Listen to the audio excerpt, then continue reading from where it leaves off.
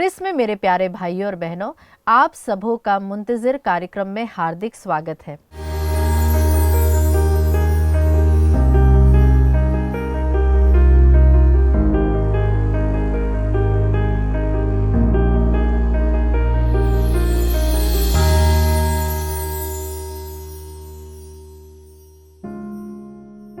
आज का विषय लिया है आशा का सबक, मेहनत और विश्वास पार्ट 1। जब सब कुछ खराब हो तब भी निराशा में आशा कैसे बनाए रखें। आज एक बार फिर से हम सीखेंगे और जानेंगे कि उसकी मर्जी क्या है।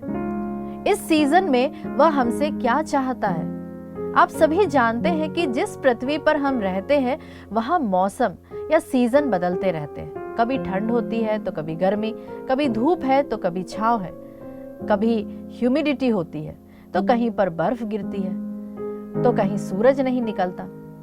हम बचपन से ही ज्योग्राफी में ये सभी बातें पढ़ते हैं कि मौसम में किस तरह के बदलाव आते हैं। इसी प्रकार मैं आपको बताना चाहती हूँ कि आज हमारे जीवन में भी एक सीजन चल रहा है।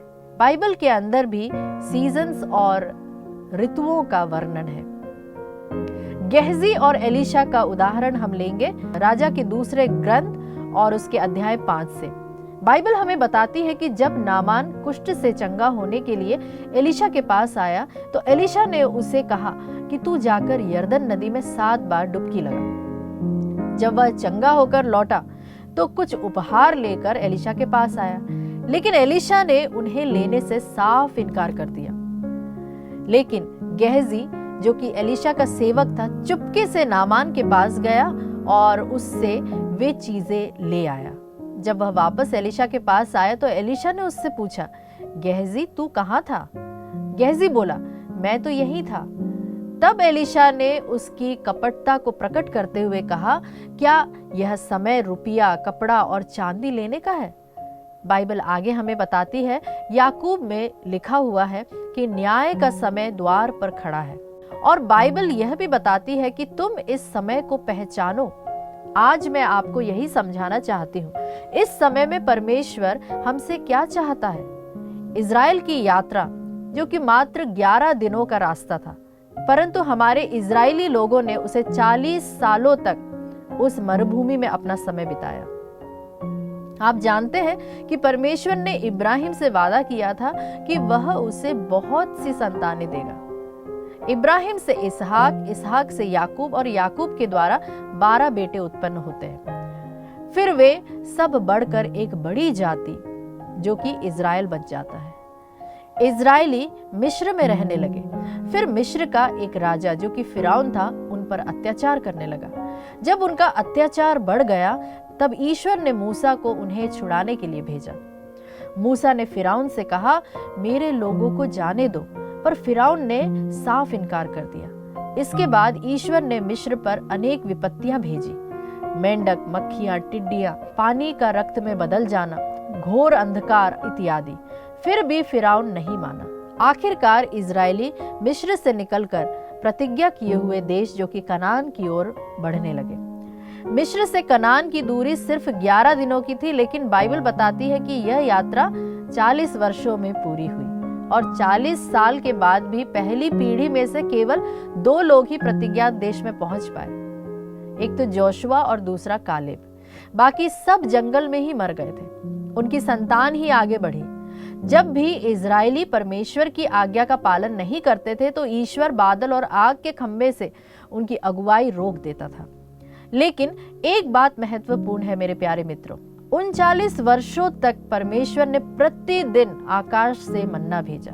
जैसे ही वे कनान देश में पहुंचे, मन्ना गिरना बंद हो जाता है। क्यों? क्योंकि अब परमेश्वर चाहता था कि वे मेहनत करें, जमीन को जोते, फसल काटे, श्रम करे। यही कारण है कि उनसे कहा गया, मैं तुम्हें दूध और मधु की धाराओं वाले देश में ले जा रहा हूँ। ईश्वर यहाँ पर इजरायलियों को यह समझाने की कोशिश कर रहा था कि अब समय है कि तुम मेहनत करो। यीशु ने कहा, क्या तुम चिंता करके अपनी आयु में से एक घड़ी भी बढ़ा सकते हो? इसका मतलब है कि तुम्हें हर समय, हर क्षण ईश्वर पर निर्भर रहना है। ईश्वर आलसी लोगों को अपने वचन प्रकट नहीं करता। पेतरुस मछलियां पकड़ने में मेहनत करता था, तब यीशु आया और उसने चमत्कार किया। एलीशा के पास एलिया तब आया जब वह 12 जोड़े बैल जोत रहा था। मूसा को ईश्वर ने तब बुलाया जब वह अपने ससुर की भेड़ों को चरा रहा था। बाइबल हमें बताती है कि जो परिश्रम करता है, फल का पहला अंश उसी को मिलता है। प्रभु इस आगमन काल में, इस एडवेंट सीजन में चाहता है कि हम उसकी आवाज सुने, उसके साथ चलना सीखें, आराधना करें, प्रार्थनाओं में समय बिताएं। संत पौलुस कहता है कि मैं अपने आप को मारता कूटता हूँ और बस में लाता हूँ, ताकि ऐसा ना हो कि मैं दूसरों को प्रचार करूं और स्वयं निकम्मा ठहरूं। मेरे प्यारे भाई और बहनों, हम प्रभु से मिलने के लिए अपने घुटनों पर आए, उसकी वाणी को सुनने के लिए अपना समय दे। मुझे विश्वास है कि इस थोड़े से समय में प्रभु ने आपसे जरूर बात की होगी कि ईश्वर इस सीजन में, इस मौसम में आपसे और मुझसे क्या चाहता है। आज के दूसरे दिन में हम लेंगे आगमन काल का प्रतीकात्मक चिन्ह बैंगनी मोमबत्ती, जिसका अर्थ है प्रार्थना, पश्चाताप, ईश्वर की तैयारी, शांति और ध्यान। इसी से जुड़ा हुआ वचन है, प्रभु के राज्य के लिए अपनी आत्मा तैयार करो, जो कि लिया गया है संत लूकस के सुसमाचार अध्याय 3 उसकी पद संख्या 4।